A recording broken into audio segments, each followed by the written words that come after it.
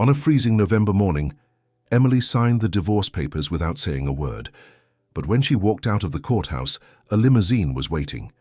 Inside, the millionaire who had believed in her from the very beginning. The morning chill seeped through the cracks of the old family court building number 8 in downtown Chicago. The clock showed 11:18 when Emily Johnson walked through the wooden door with her head held high and her hands trembling inside the beige coat that barely managed to cover the tension in her shoulders. David Martinez was already there. Sitting with his legs crossed and a coffee in hand, he smiled with that smirk of superiority she knew so well. He wore a grey blazer, a pressed shirt, and a tie he probably hadn't chosen himself. There was always someone solving his problems, except today. Emily didn't look at him. She walked straight toward her attorney, Thomas Brennan, a man with a soft voice but steel in his eyes. The silence between her and David wasn't casual. It was the result of years of poisonous words, broken promises, and rotten love. "Ready?" Thomas asked, cutting straight to the point. She nodded, taking a deep breath. They entered the courtroom. Before the judge, the chairs were arranged as if for a ceremony. And in a way it was, not a union but a liberation. "Mr. Martinez, do you confirm the terms of the agreement?" the judge asked in a tired voice. "Yeah, sure," David replied, adjusting his tie. "She keeps her car, her stuff, and I'm giving her $5,000. I think that's fair. She has no income, doesn't work. I doubt she can even pay her rent without me." Emily looked down, apparently silent. David thought it was defeat. He'd done it so many times, confusing silence with submission, calm with weakness. "Ms. Johnson," Thomas intervened then, standing up with a black folder. "With your permission, Your Honor, I'd like to register an objection to that agreement." "Objection?" David let out a sarcastic laugh. "On what grounds? She's got nothing. My client, Emily Johnson, is the founder and owner of 60% of Artisan Hands America LLC, a digital platform that, at the end of last quarter, reported revenues exceeding $3 million annually." The silence in the courtroom was abrupt and thick. David blinked, once, twice. Then he let out a laugh as if it were a joke. "What are you talking about? That doesn't make sense. Emily doesn't even know how to install an app on her phone." Thomas slid the documents across the table. "Notarized records, tax filings, patents, everything in her name, all real. For the past 3 years while you were managing your businesses, my client secretly developed a platform that connects American artisans with international buyers. Artisan Hands America is completely legal, profitable and operational. She doesn't just have income, she's a millionaire. And you, Mr. Martinez, have no right to a single cent." David's face contorted, first with disbelief, then with rage. "What is this, Emily? A trap? How long have you been hiding this?" Emily finally looked up and spoke. "Since the first time you said I was worthless, since you yelled at me in front of your friends that a little girl with a design degree wasn't going to change the world, since you decided your ego was worth more than my voice." The judge tapped the table lightly. "I ask for order in the courtroom." But Emily's words had already echoed. David's face twisted as he mentally retraced every night she stayed up reading in the living room, every Sunday she preferred to stay home, every time she offered to help her artisan friends. Flashback. Chicago. 1 year ago. Emily sitting in front of her old laptop, connected to borrowed Wi-Fi from the neighboring cafe. She wore cheap headphones, and the screen had a cracked line in the corner. In one Excel sheet, she tracked orders from a community of quilters in Appalachia. In another window, she organized calls with potential investors, and in another, Andrew Harrison, with his measured voice and honest gaze, told her, "You don't have to hide your talent, but I understand if you need to, for now." Back in the present, David leaned back against his chair, stunned. "This can't be real. How did you pull this off?" Emily looked at him without hatred, only with truth. "By working while you slept, dreaming while you destroyed me." The judge continued with the proceedings. The divorce was signed at 12:05. David left without saying goodbye, without looking back. Emily sat for a few more seconds. Thomas looked at her silently. "Do you want to leave through the main entrance, or would you rather avoid the press?" She stood up, grabbed her bag, and smiled for the first time in years. Through the main entrance. This time I have nothing to hide. Outside, the sun was beginning to warm the city streets. Emily walked out with firm steps. One cycle had ended, but her story was just beginning. 3 years before that cold November morning, Emily Johnson woke up every day with the same bitter taste in her mouth. She lived in a modern apartment in Lincoln Park, but the beauty of the place contrasted with the dense atmosphere that inhabited it. "Are you looking at that craft stuff again? Don't you have anything better to do?" David would ask from the kitchen, dropping his spoon onto his plate with a sharp clang. Emily would quickly close her laptop and force a smile.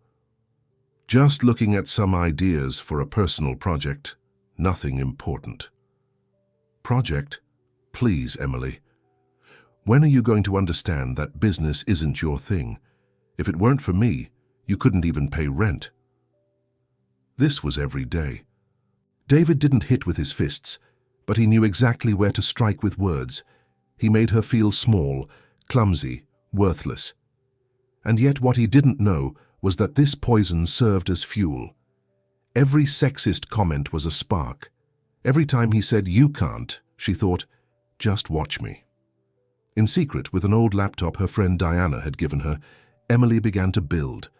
Her project was born in silence, like a rebellious whisper. She spent entire nights learning web design, digital marketing, and business models from free YouTube tutorials and PDFs downloaded in secret. The spark became fire when she met Sarah, a woman from the Navajo Nation in Arizona who wove rugs with ancestral symbols. She found her on Instagram. Emily bought a piece and was fascinated. "Have you sold outside the country?" she asked via message. "No, nobody wants to pay what's fair, and we don't have a way to ship." That's where the vision was born, a platform where artisans could sell their works to international buyers without being exploited. Emily named it Artisan Hands America. First, it was just an Instagram account, then a basic online store. But what started as a home experiment began to grow faster than expected. In 6 months, she already had a network of 16 artisans from Arizona, New Mexico, and Montana, each with their story, their style, their struggle. David never found out. He was too busy with his shady businesses and his dinners with clients. He liked to brag about having a submissive and decorative wife. He never wondered why she had stopped asking him for money. One day, Diana sent her an urgent message. "You have to come to Santa Fe this weekend. There's going to be an artisan fair with tech investors. Bring your pieces, your ideas, whatever you've got." Emily lied. She told David she was going to visit her sick mother. "Don't be long. And don't spend more than necessary," he warned without looking up from his phone. Emily left with a backpack, a folder with printed presentations, and her heart beating like a tribal drum. The fair was colorful chaos. Tents, textiles, music, the smell of sage, and the murmur of hundreds of people looking for something authentic. That's where she met Andrew Harrison.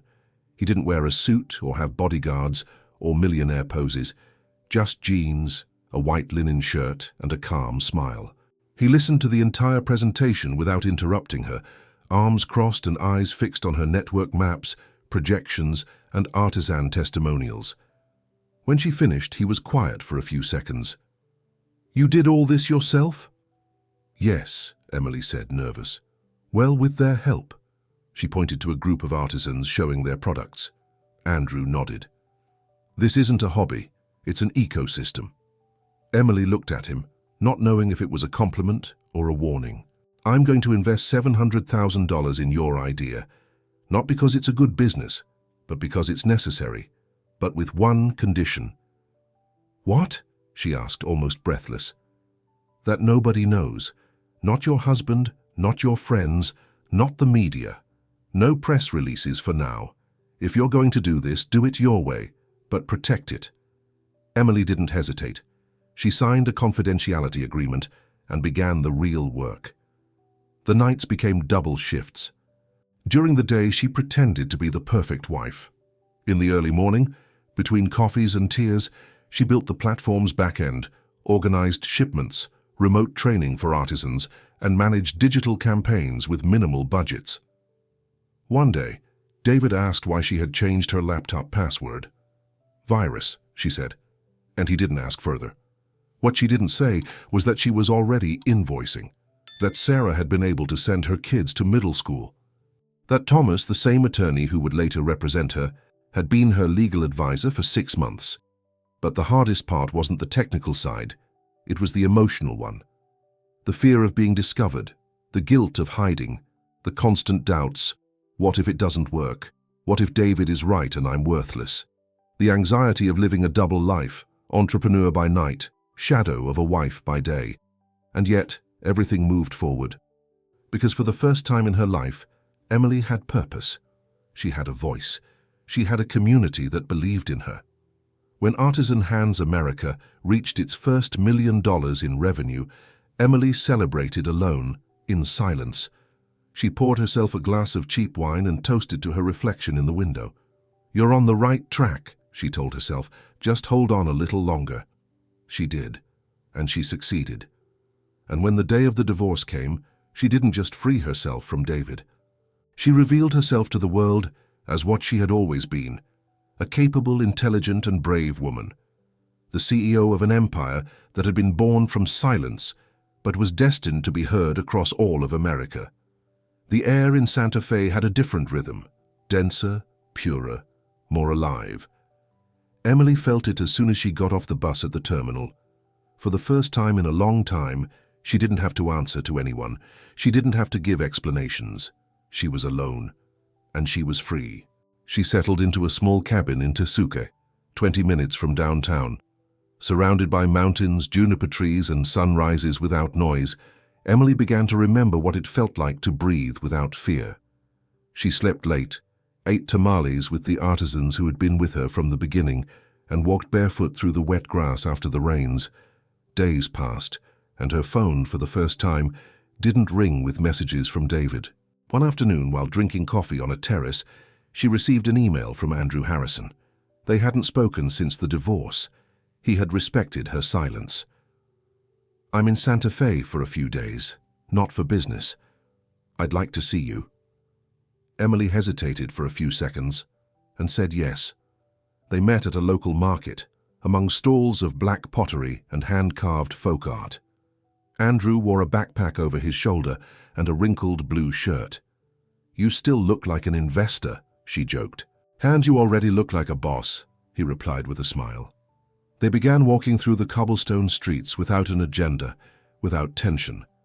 They talked about everything and nothing, about the platform's progress, about the new artisans from Montana who had joined, about the shipments going out to France and Japan. And they also talked about the past, about David, about the wounds. "You know," Andrew said, stopping in front of an old church, "I didn't know if I should look for you. I didn't want to seem like another man barging in where he's not invited." "But you're not him," Emily responded. That night they had dinner on a terrace overlooking the lit city. They toasted to second chances, to the hands that create, to the silence that became strength. From that day on, Andrew began appearing in her life without invading it, sometimes just for breakfast together, others to share ideas about growing the company, and sometimes just to see her laugh. Emily bloomed again. Her face changed. Her body straightened. She painted again, danced, walked without fear, and with her empire also grew. Artisan Hands America was no longer a promise. It was a solid reality. With a team distributed across the country, shared offices in Chicago and Seattle, and a network of more than 120 registered artisan communities. At a social innovation event in Barcelona, Emily took the stage wearing a dress embroidered by women from the Navajo Nation. Her story became an example of technology with purpose, female resistance, American pride. When she returned to Santa Fe, Andrew was waiting with wildflowers. "I have a crazy idea," he told her. "What if we get married here, but our way?" Emily looked at him, surprised, and smiled. "An artisan wedding?" "Exactly." They didn't hire wedding planners or luxury venues. Every detail was created by the hands that were part of the platform, the tablecloths woven by women from Appalachia, the candles handmade in Pennsylvania, the rings cast with silver from New Mexico, The guests, a mix of artisans, close friends, and women who had walked with her in the darkest moments. The ceremony was in an open field at sunset. There were no empty promises, only honest looks and a yes that resonated among the mountains. That night, they danced under a sky full of stars with live music and food made by the hands Emily had helped empower. In the following days, news began to circulate. Artisan Hands America CEO marries in community wedding made by American artisans. The story went viral. Media from around the world wanted to interview her. Emily accepted only one interview with an independent journalist who had followed her journey from the beginning. The interview was brief but powerful. Emily spoke about the value of dignified work, female power, and how pain can be transformed into something greater. Everything was on the rise, until one night, while reviewing sales metrics with her team, she received a message from Diana. It just said, David saw you in the interview. He asked about you." Silence took over the room. Emily closed her laptop. Her heart didn't beat with fear, it beat with strength. She knew the shadow would return, but this time she wasn't the same.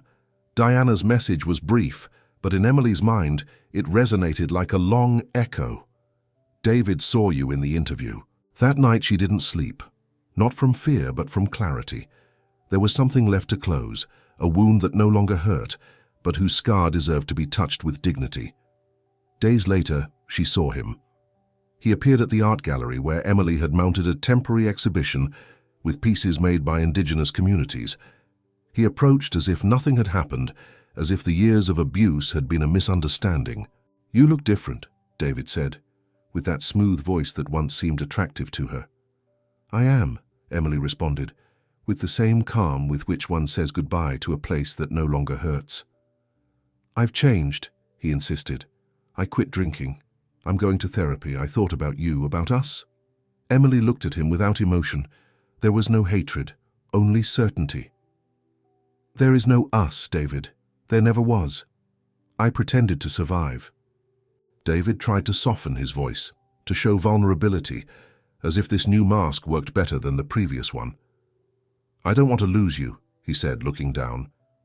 "You already lost me," she replied firmly. "But you didn't lose me when we signed the divorce. You lost me the day you chose to crush me instead of lifting me up." He tried to touch her arm. Emily stepped back. "No more contact, David. No more games. No more control." That night, Emily received an unexpected message from an unknown account on social media. "Hi, my name is Laura. I was David's girlfriend.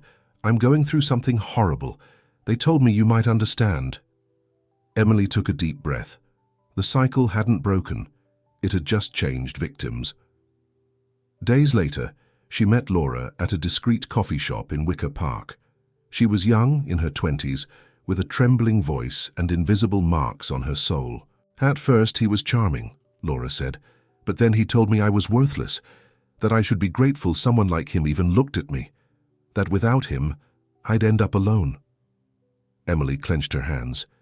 "Yes, I know that story." Laura looked at her with eyes full of pain and shame. "I feel stupid." "You're not," Emily interrupted. "You're brave for being here." With the help of Thomas, her attorney, and a psychological support group, Emily helped Laura leave the relationship legally and emotionally.